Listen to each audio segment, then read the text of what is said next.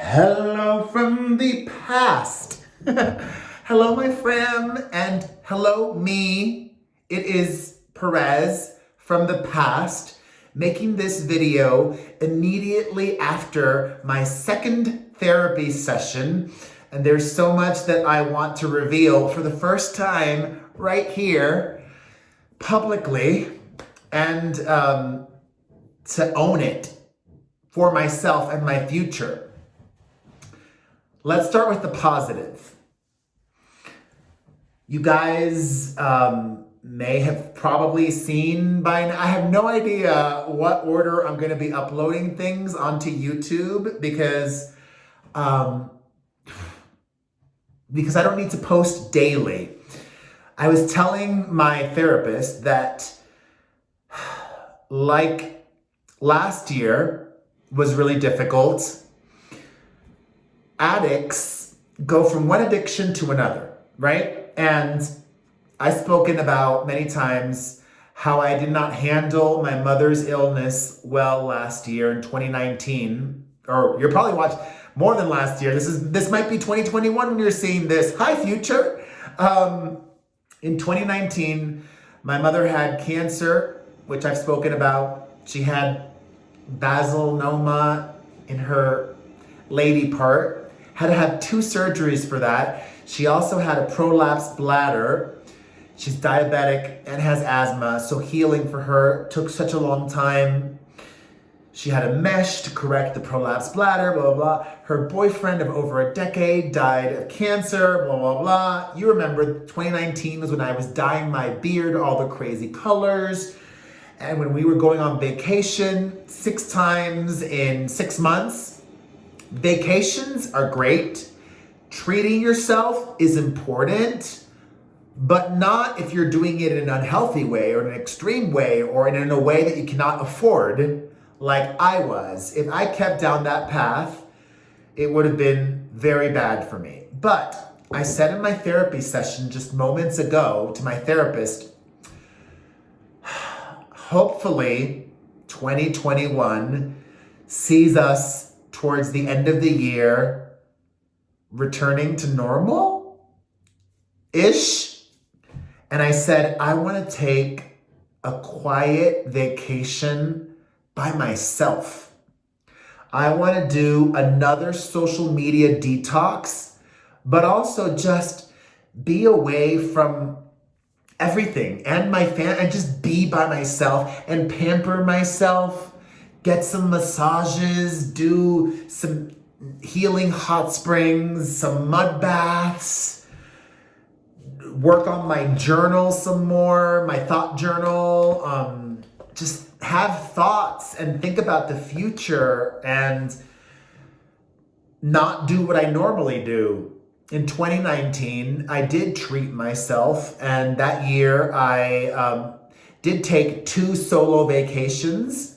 But what did I do? If you remember in 2019, I did 2 solo trips to Vegas. And typical me, it was show, distraction. I don't want as much distraction. I want calm, healing, soothing. And that actually is one of the things about mindfulness that I've been working on separately from therapy.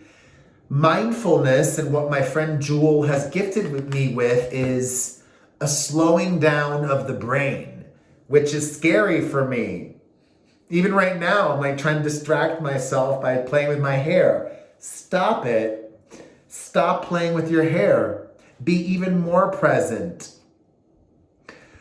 Slowing down the brain so that you could see your thoughts, not judge your thoughts, and remove yourself from your thoughts, because your thoughts aren't always your own and they're not always real.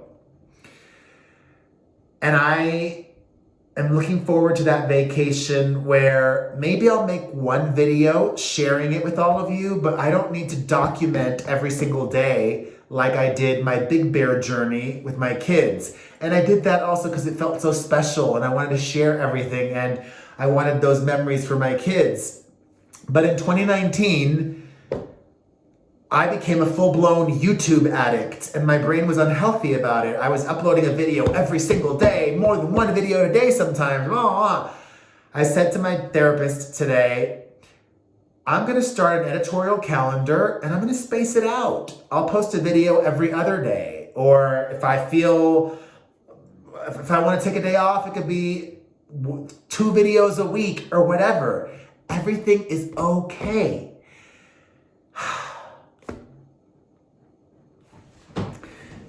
And this period that I'm in is really exciting. I am in a rebirth. And I am in a state of seeing clearly what I never chose to see before, or didn't have the emotional maturity or the tools to see or to accept. I don't know if I've shared this story, but recently on Twitter, before I went on my social media detox, which was lovely, somebody tweeted me in response to something that I did. That's somebody who didn't get hugged enough by their mother. And I actually responded to that tweet and I said, "You're right. You're right." And there's 2 possibilities here. That's either what really happened in my childhood, or that's how I remember the past. Either option, really sucky. And I was telling my therapist, that's why my father's death when I was 14 was even more devastating than just my dad dying suddenly of an aneurysm, because he was my father and also the nurturer. And you guys know what I did then. My addictive personality started to meld with self-soothing. I was trying to self-soothe, not even trying to, I was needing to self-soothe to survive, because my mom was such a mess at the time, and it was not in her DNA to be a nurturer. She was always the one nurtured. My mother has an older brother, but he's 18 years older than her. So she was basically an only child. And my dad was 12 years older than my mom when they started dating and ended up getting married and everything. So he was her boyfriend, husband, and also a father figure. He was 12 years older. He was the nurturer. My mother was a great mother, but also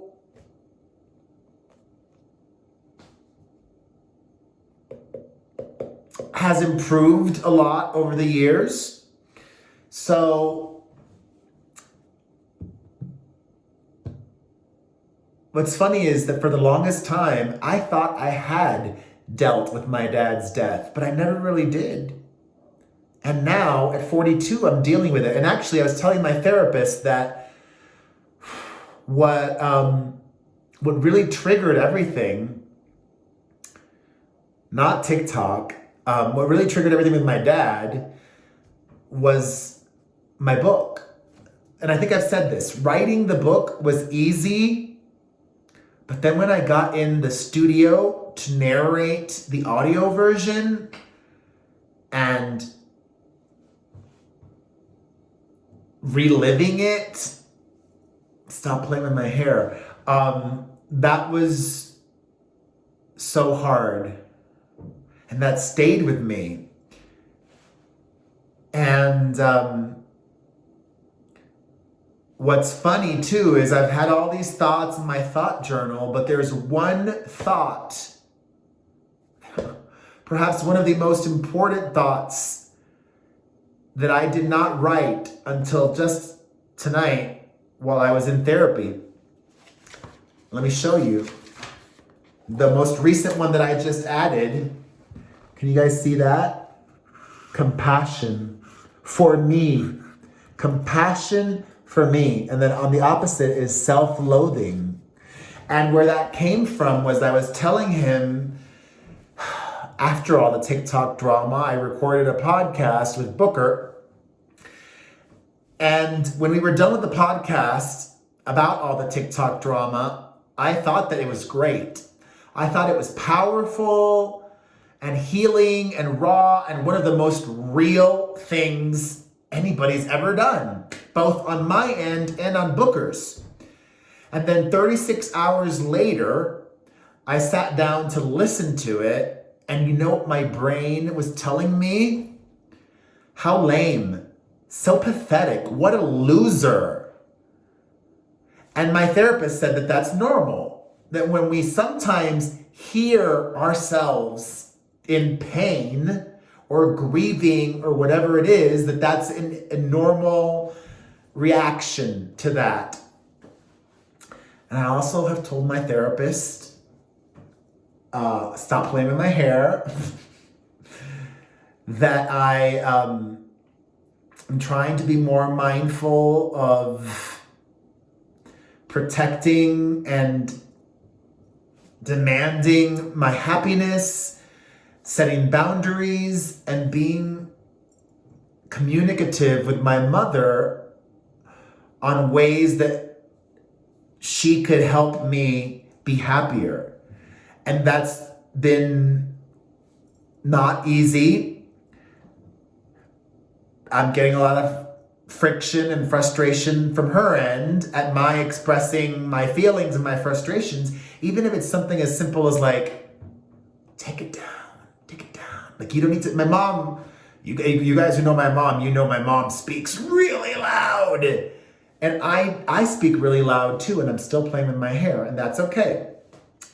But this period that I'm in is hopefully not just slowing down the brain, not just slowing down my life, but also hopefully equipping myself with new tools and getting support.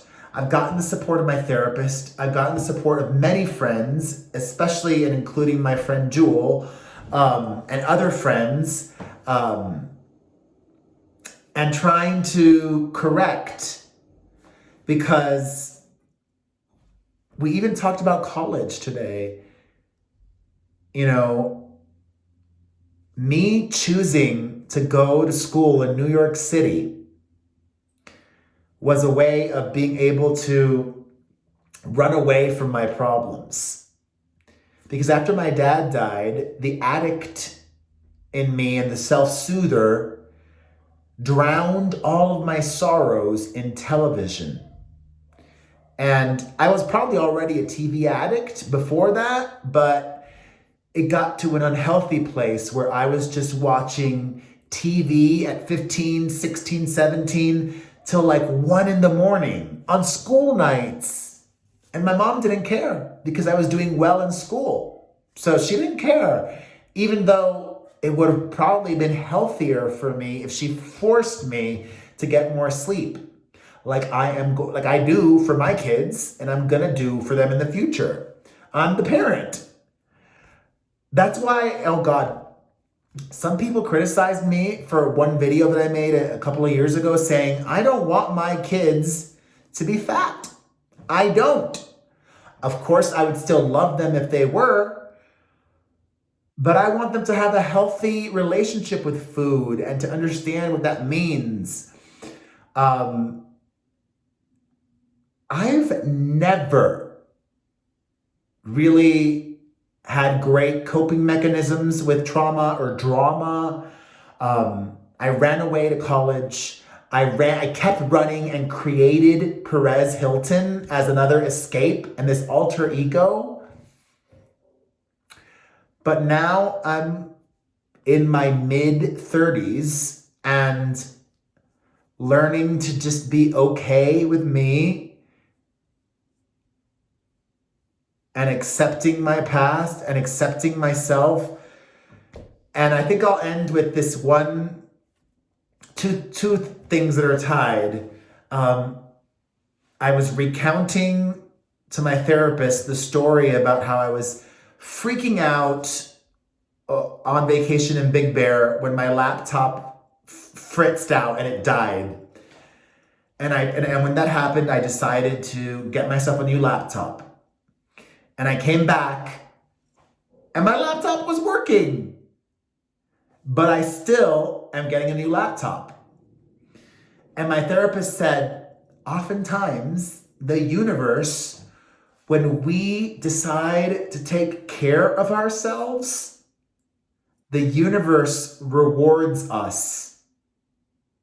So I'm excited to continue to take care of myself.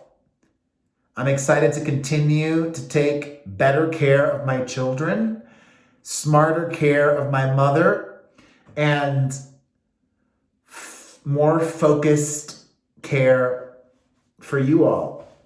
I hope these therapy videos or whatever videos I'm making can provide an escape, information, inspiration, and there will be people criticizing me for X, Y, and Z, and that's okay.